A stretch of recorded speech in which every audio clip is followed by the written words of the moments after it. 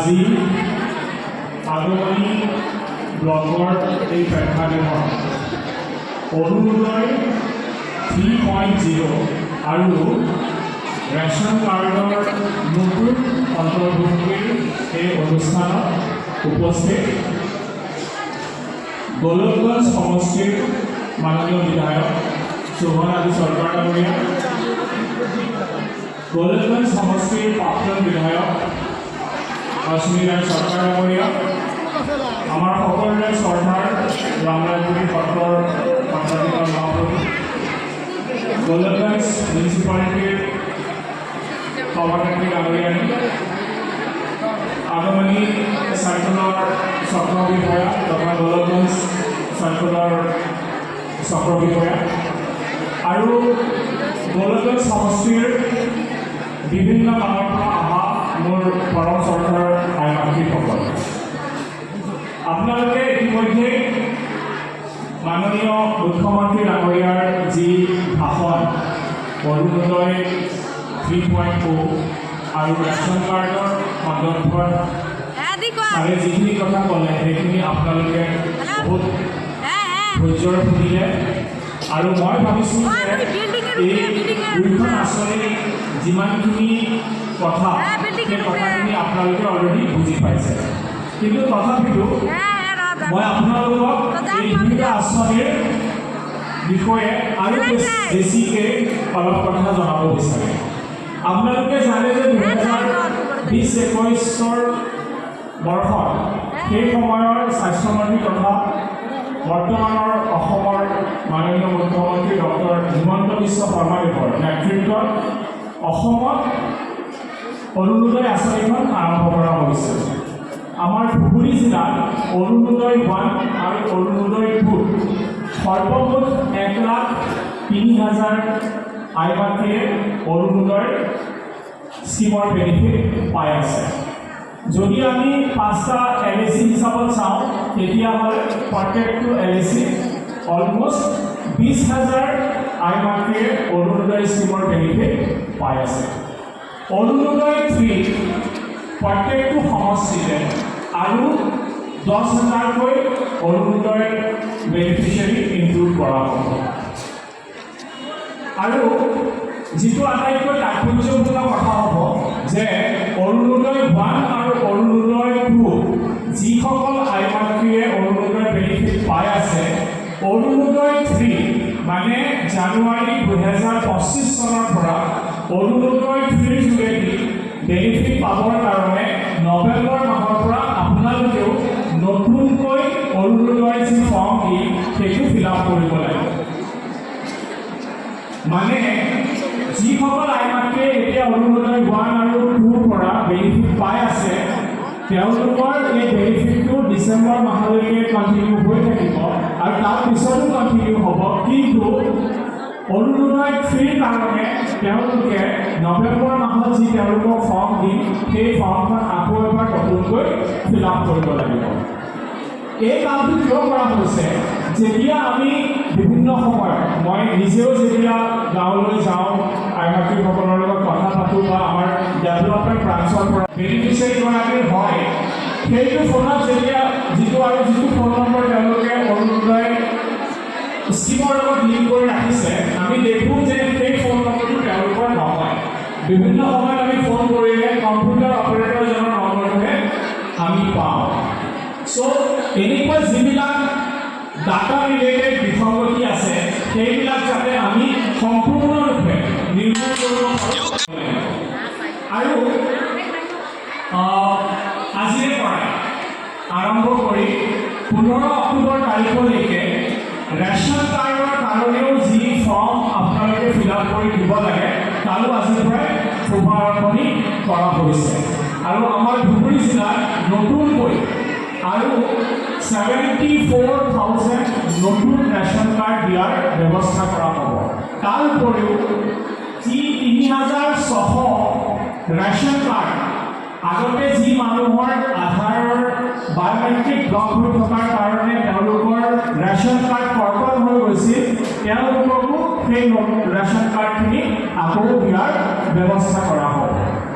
চ' এই দুইটা স্কিমেই একেলগে চলি থাকিব আৰু নৱেম্বৰ মাহৰ ভিতৰত যি ৰেচন কাৰ্ডৰ বাছনি প্ৰক্ৰিয়া আছে সেই প্ৰক্ৰিয়াটো আমি কমপ্লিট কৰিম। আপোনালোক বহুতেই জানে যে ৰেচন কাৰ্ডৰ কিদৰে বাছনিটো কৰা হয়। ৰেচন কাৰ্ডৰ বাছনিটো গাঁও পঞ্চায়ত লেভেলত এখন ভেৰিফিকেশ্যন কমিটি থাকে আৰু তাৰপিছত ব্লক লেভেলত এখন স্ক্ৰুটিনি কমিটি থাকে আৰু তাৰপিছত এইটো ডিষ্ট্ৰিক্ট লেভেল কমিটিলৈ যায়। চ' যিসকল আই মাতৃৰ ইনকাম আপোনালোকৰ ফেমিলিৰ ইনকাম 2 লাখতকৈ কম তেওঁলোকে যি গাঁও পঞ্চায়ত আছে গাঁও পঞ্চায়তৰ যি পঞ্চায়ত সচিব আছে তাৰ ওচৰত গৈ তেওঁলোকে নতুন ৰেচন কাৰ্ডৰ কাৰণে এপ্লাই কৰিব পাৰিব। মই আৰু বিশেষ একো নকওঁ, খালি দুটামান কথা কৈ যাব বিচাৰিম যে অৰুণোদয়ৰ কাৰণে কোনসকল লোক অট'মেটিকেলি ইনক্লুডেড হয় আৰু কোনসকল লোক অট'মেটিকেলি এক্সক্লুড হয়। মাননীয় মুখ্যমন্ত্ৰী ডাঙৰীয়া আপোনালোকক এই কথাটো কৈছে, কিন্তু মই তথাপিতো আপোনালোকক আকৌ এবাৰ ক'ব বিচাৰিম যে অৰুণোদয়ৰ কাৰণে যদি কোনো বিধৱা আই মাতৃ আছে বা কোনো অবিবাহিত আই মাতৃ আছে তেওঁলোকক এই স্কিমটোত প্ৰায়ৰিটি দিয়া হয়। আৰু আমাৰ দোকান বিভাগৰ ৰেচন কাৰ্ডৰ বেনিফিচিয়াৰী নিৰ্ণয়ৰ যি শুভাৰম্ভ আমাৰ গোলাঘাট সমষ্টি আগমনী আমাৰ গোলাঘাট কাৰ্যালয়ত অনুষ্ঠানত উপস্থিত সন্মানীয় বিধায়ক ডাঙৰীয়া আমাৰ সন্মানীয় বিধায়ক সভাপতি শ্ৰদ্ধা ডাঙৰীয়া আৰু আমাৰ মাজত উপস্থিত আমাৰ সৰ্বদা শ্ৰদ্ধা আমাৰ জাতীয় মহাসভাৰ সভাপতি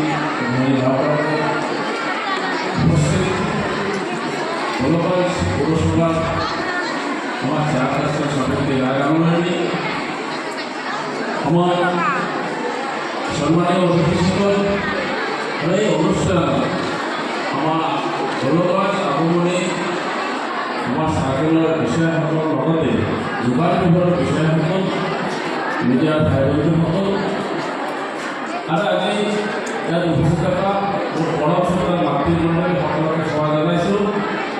আৰু ইতিমধ্যে আমাৰ মাননীয় মুখ্যমন্ত্ৰী আপোনালোকৰ ভিচিৰ জৰিয়তে আপোনালোকক বুজাই দিছে আৰু আমাৰ উপায়ুক্ত আয়ুক্ত ডাঙৰীয়াই আমাক বুজাই দিছে এছামিছত না মই গোৱালপাৰাত বেছি ভাষাতে কয় বা ৰাজধানী ভাষাতে কওঁ এতিয়া ভালদৰে ক্লিয়াৰ হ'লে আচলতে শোনা যাবে না। শোনার জন্য এই গরমের সময় আছে আমার অতিথিগুলো আছে গরম লাগছে তাড়াতাড়ি শেষ করা যাবে তো বুঝি পেলে শেষ হয়ে যাবে। আমার অরুণোদয় লাগে সবাই অরুণোদয় আমার অতি জনপ্রিয় আসলে আর অতি আমার জন্য অতি লাগতীয় একটা সরকারি আসলে সে আসলেটা আমার মাননীয় মুখ্যমন্ত্রী বিষয়টা দাঁড়িয়ে দিচ্ছে কথা বলেছে আমার এই আসলে আইনি ভারতবর্ষের বিভিন্ন রাজ্য একটা আরম্ভ করছে যে মধ্যপ্রদেশের লালদেওয়ার আমার ছত্তিশগড় আর আমার পাশের বাড়ি আমাদের বাড়িতে আরম্ভ হচ্ছে কি লক্ষ্মী ভান্ডার ভাইনা শুনছেন না আমার বাংলা ভোটারের উপরে লক্ষ্মী ভান্ডার আমার এটা ভালো লেগেছে আপনার অরুণোদয়ের উপরে একটা লক্ষ্মী ভান্ডার এই প্রসেসটা আমার মাননীয় মুখ্যমন্ত্রী 2020 অনুষ্ঠান তো যাই হোক করছে আমরা প্রথম ভাবছি না হয় না না হয় আমরা আসিয়া মানুষ আমরা গেছি বাড়ি বাড়ি করছি এই করে বসে দেয় কমে তখন বেলাবাজি করে না যখন টাকা যখন আরম্ভ হয়েছে দুনিয়ার নোটটা কেন আরম্ভ বুঝলেন না এই কথাগুলো যখন মাননীয় মুখ্যমন্ত্রী বিভিন্ন সভা সমিতি যায় আইনগুলো আমার অনুরোধে না পায় অনুরোধে আমার হয় নাই তার জন্য এইবার মাননীয় মুখ্যমন্ত্রী প্রথম দফা দ্বিতীয় দফা তৃতীয় দফা আরম্ভ করছে যে এবার সব আইন মাতৃগুলো আমার অনুরোধে আসতে দিবে। আর এই অনুরোধে আসলে লক্ষ্য উদ্দেশ্য আছে মহান লক্ষ্য উদ্দেশ্য যে কামনা অ্যাকচুয়ালি যে কামনা বের করা বলে মূল কভারে দাও বাংলার মানে ব্যবস্থা আমার পুত্রই করা হয়। পুত্রের দায়িত্ব কর্তব্য পালন করা হয় পুরো বাংলার জন্য বা বিধবা পরিচয়ের জন্য বা বিধবা পরিচয়ের জন্য। সেই কারণে মাননীয় মুখ্যমন্ত্রীর উদ্দেশ্য দিয়েছে কি দিছে যে বৃদ্ধ বয়স অল্প ফলমূল কিনে যাতে খাবার পায়, বৃদ্ধ বয়স অল্প যদি বায়াস মশলা ডাল সবজি খাবার পায়, অল্প মেডিসিন খাবার পায়। আর বৃদ্ধ বয়স আমার দিদি বৌদিগুলো কমসে কম টোটো গাড়ি করিয়ে যাতে বেশি বেশি খাবার পায়, হয় না? মন যায় না দাদা? যায়, সবাই মন যায়। বসিয়া যদি থাকে তাহলে মনটা মানে মন থাকলে বসে না থাকলে আমার মনটা যায়। এই কথাগুলো মাননীয় মুখ্যমন্ত্রী চিন্তা করে অরুণোদয় আসনি আরম্ভ করছে। আর এইবার অরুণোদয় আসনি একটা সংকল্প নেওয়া হয়েছে যে প্রত্যেকটা সমস্যা আমার গরিব দুঃখী বা আমার নিরাময় বইটা বিধবা বইটা যাতে প্রত্যেক জনে পায়। আমার যে আমরা যা বিকলাঙ্গ কই বা আমরা যারা হ্যান্ডিক্যাপ কই সেই মানুষগুলোকে দেওয়ার জন্য আমার সরকারের ব্যবস্থা নিছে। এই ব্যবস্থা কিছু ক্রাইটেরিয়া মানে কন্ডিশন দিছে। কি কন্ডিশন? বিপিএল কার্ড থাকা হয়। এই বিপিএল কার্ড থাকা আমার বিপিএল কার্ড হয় না। আমার বহু মানুষ আছে যে 2000 টাকার কখনো ইনকাম বিপিএল কার্ড নাই, থাকে গুয়াহাটি, থাকে কেরালা, আসি বাড়ি এসে আমার বিপিএল কার্ড নাই। ওই জন্য যাই যার বাড়ির বাইরে আছে আত্মীয় স্বজন ভাই বন্ধু পরিবার বাইরে থাকে আসিয়ে খবর দিবেন যে বিপিএল কার্ড হয়ে আছে তো চলিয়ে পারে, হয় না? খালি বললাম ইয়ে দিলে বা করতে না পারা সমাজে দেওয়া হবে। এত কাজ আছে আমার ডিসি আমার সরকারে এত কাজের ব্যবস্থা করছে। অনুরোধ করে যে বাইরের টাকা আমার এই ভাই তোমার এই প্যাকেটটা করে দিব যে যাতে দূর টাকা ভাই বন্ধুগুলো পাবে রেশন কার্ড হয়। আর বিপিএল কার্ড হলে আমরা অরুণোদয় অ্যাপ্লাই করতে পারবো। অরুণোদয় এবার নিজে সচেতন দেওয়া হবে। মানে আমার জিলে উপরে জানিয়ে গেছে মুখ্যমন্ত্রী বলছে অরুণোদয়ের জন্য অন্য কোনো ব্যবস্থা চান না। পরে গেলে আমার কর না যে স্যার অমুকে এটা করলে অমুকে এটা করে প্রত্যেকটা মাতৃ বিপিএল ফ্যামিলি বা অরুণোদয় পাবেন। এমন যাদের মিটিং করবে অরুণোদয় দেওয়া হবে।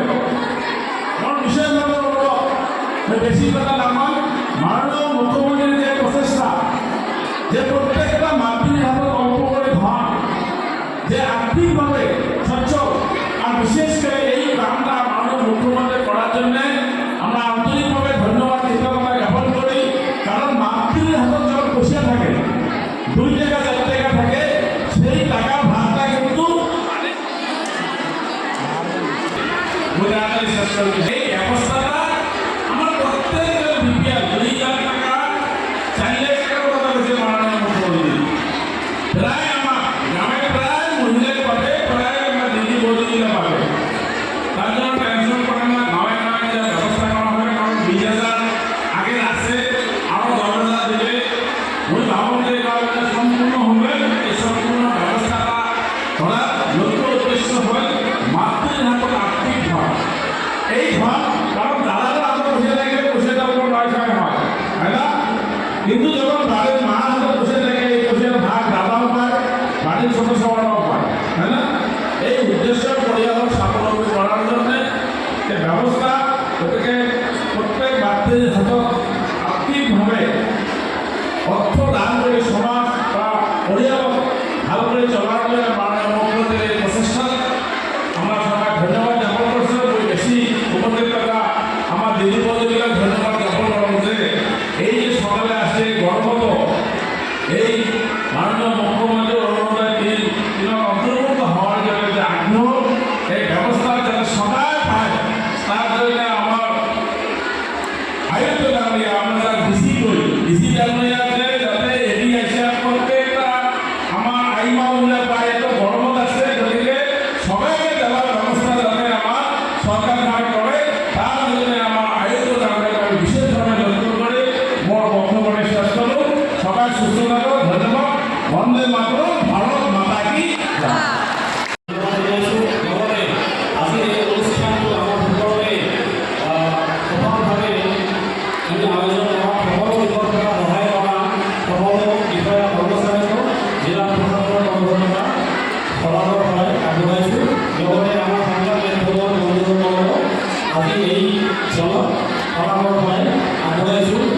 এতিয়া মই আপোনালোক আটাইকে ধৈৰ্য সহকাৰে নিজৰ নিজৰ স্থানত থাকিবলৈ অনুৰোধ জনাইছোঁ।